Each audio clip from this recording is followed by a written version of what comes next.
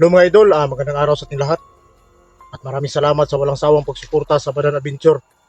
At maraming salamat talaga mga idol no, sa support sa channel natin. So sa mga bago pa lang sa channel ko mga idol, paki-like na lang sa mga video natin at saka share at comment kayo doon mga idol. At malaking tulong 'yon sa channel natin. Yung share sa mga video natin, malaking tulong 'yon sa channel natin mga idol. At sa mga bago pa lang subscriber ng channel ko, maraming salamat doon mga idol no. Napakalaking tulong yun sa channel natin. So, ulitin ko, maraming salamat sa walang sawang pag-support sa Badan Adventure. So ngayon mga idol, patuloy tayo dahil pinasok yung kaharian ko ng mga tauhan ng matanda. Yung matanda mga idol, yung hindi pa nakakaalam, yun yung matanda na yun yung tumapos sa pamilya ni Tiyo. Yung Tiyo ni Jigo, yung Tiyo natin, si Tiyo Kulto.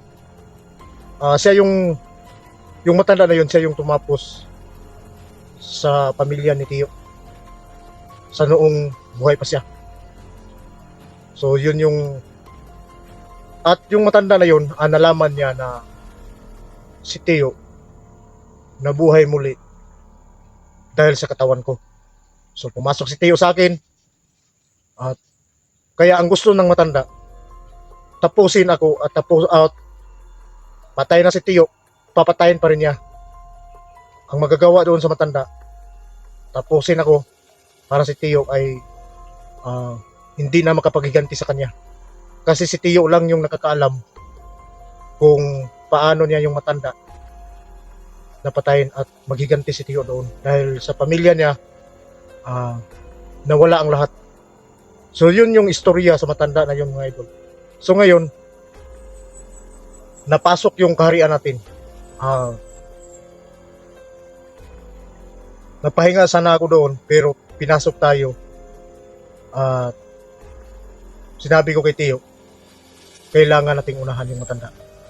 Alam kong malakas yung matanda pero kailangan nating unahan. Kasi hindi talaga yung titigil hanggat hindi ako makuha.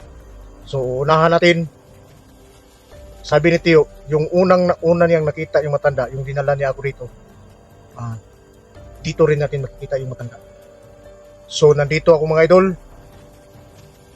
Si Tiyo, hindi na siya pumasok muna sa akin kasi alam ko na kung paano gamitin yung orasyon niya. So samahan niyo ako dito para mahanap natin yung matanda at saka yung mga galamay niya. At sana magtagumpay tayo sa misyon na to. So samahan niyo ako dito at alam kong kahit ako nag-iisa ako kay si Jigo, tumawag si Jigo at nahuli niya si Jumar at sana makuha na yung apo ni Tiyo. Kasi gusto si Tiyo na matapos na yung matanda na to. Kasi ito yung dahilan kaya naghanap siya ng katawan para mabuhay muli, para makapaghiganti. So tayo ang ginamit. So tama naman talaga mga idol no? Dahil para yung matanda na to mapanganib, para na siyang ermitanyo kasi sa panahon pa nila Tiyo magkalaban na sila, pero yung matanda hindi natapos. Si Tiyo yung natapos at yung pamilya niya. So ngayon kailangan tayong gumawa ng paraan para mahinto na talaga yung masamang mga gawain ng matanda. So nandito tayo at magmasid tayo. Kung kailangan natin makabinta, titirahin na natin. So, samahan niyo ako dito mga idol. At si Jigo nandoon naman at alam kong kaya ni Jigo yun kasi nandun yung ama niya. So samahan niyo ako rito at sana magtagumpay tayo sa misyon na to.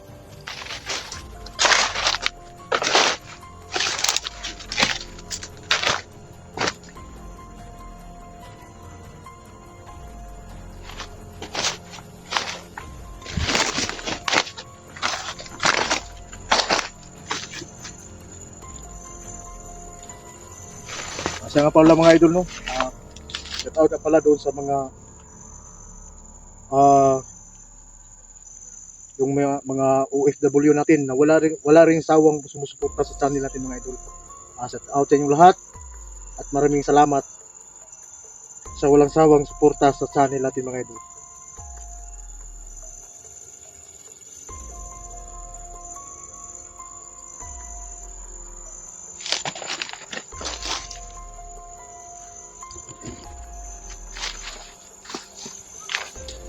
Hindi pwedeng uunahan tayo doon sa karya natin. Kailangan tayo ang umuna sa kanila. Napasok man tayo pero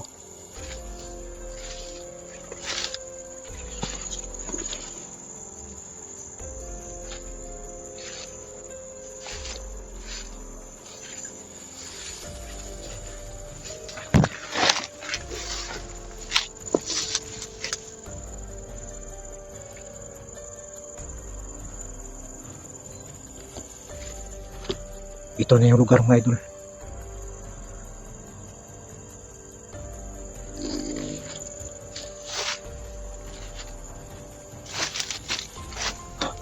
May naramdaman ako.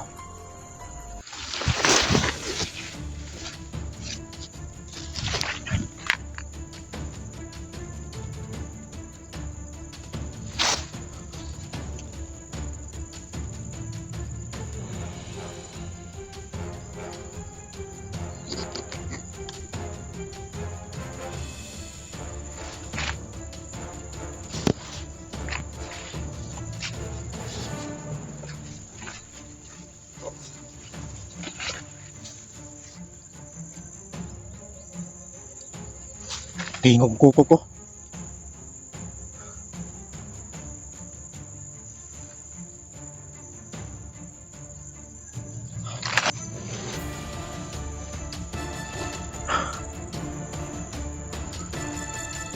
May numarang sa daan.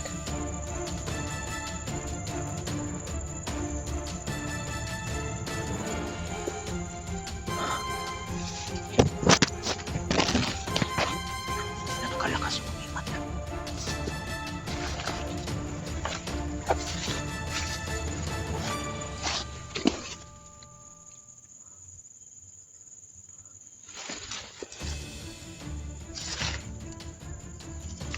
Ito ba yung napatay dito? Bata siya.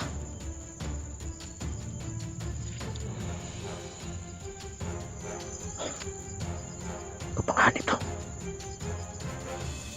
Bata siya pero napakalakas.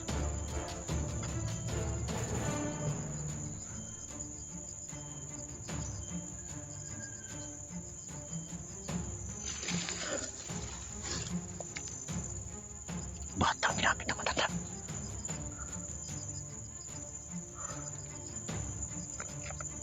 Mag-iingat ako dito.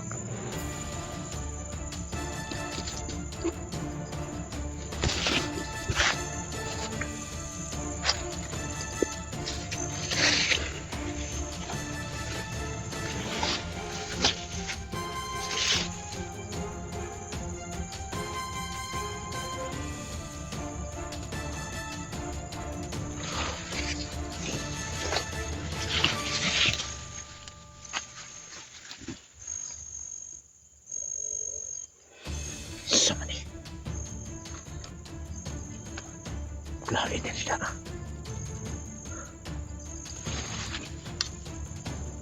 Pabalik.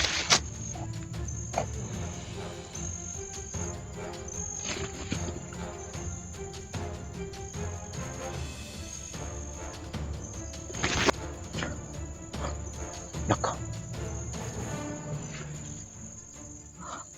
Baka makita ko rito.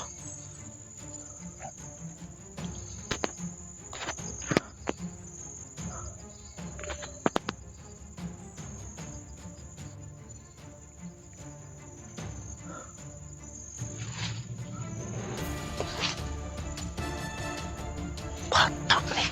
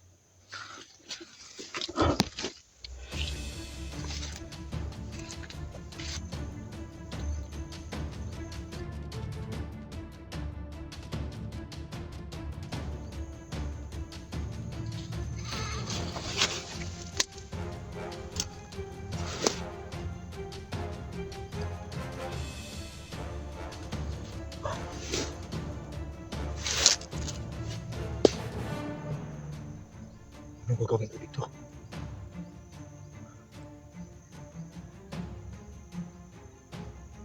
Bata yun. Isang batang maliit. Pero bakit malakas yung agimat niya? Sa tingin ko, Tiyo, parang mas malakas din. Mas malakas ba kaysa sa'yo? Yun ang naramdaman ko.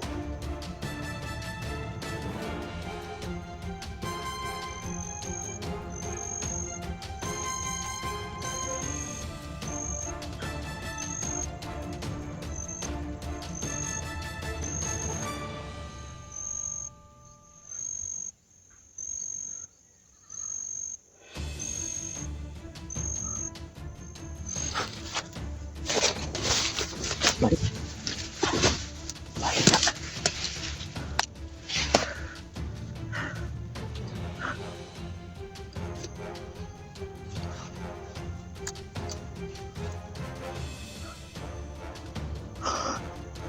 Wah, natin natawan. Bata, maligtirahan ko ni.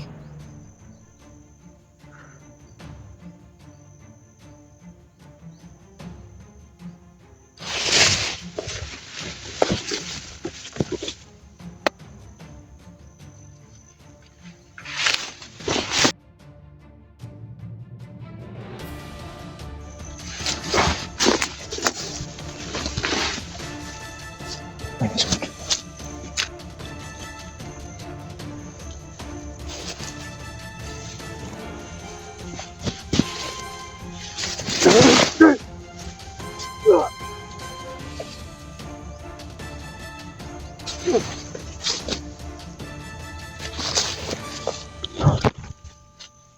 Mga bata man eh.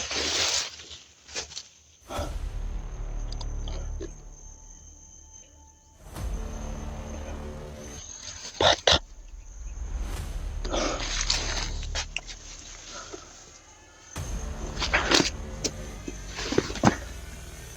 Pero malakas yung mga agimat nila.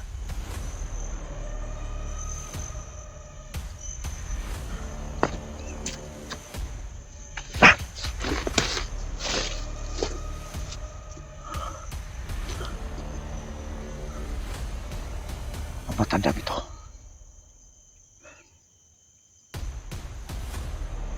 Ginagamit niya yung mga bata. Pero sa palagay ko,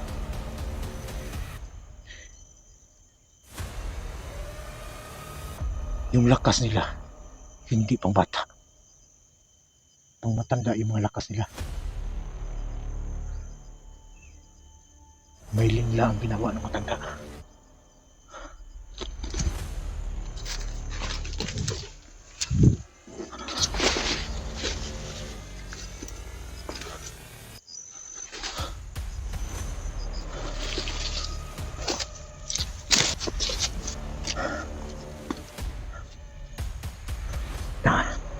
Nahanap niya pala ulit.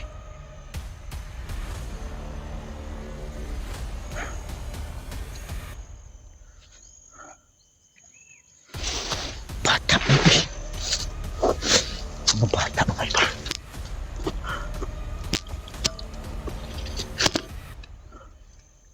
Hindi yung kanina nasundan natin.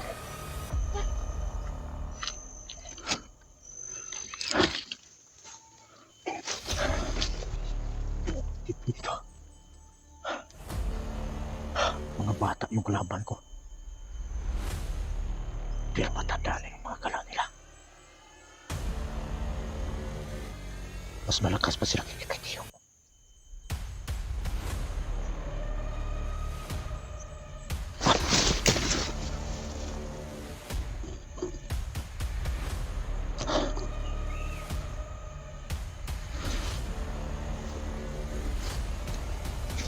Antay sa daan.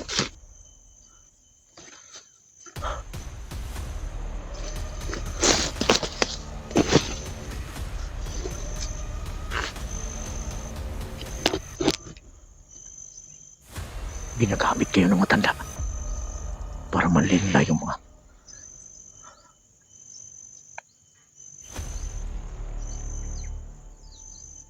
sa makapangyarihan.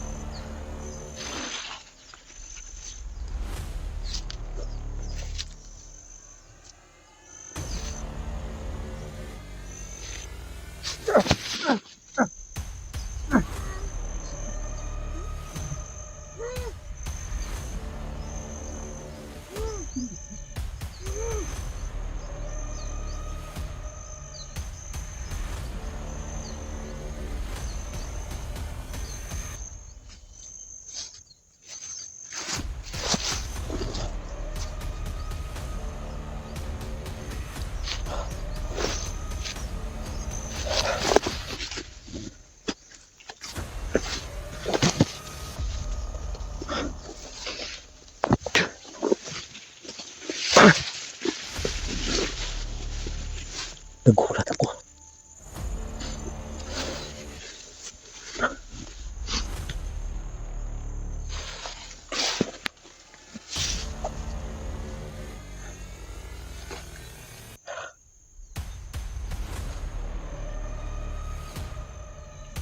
Tagal-tagal kong paglaban.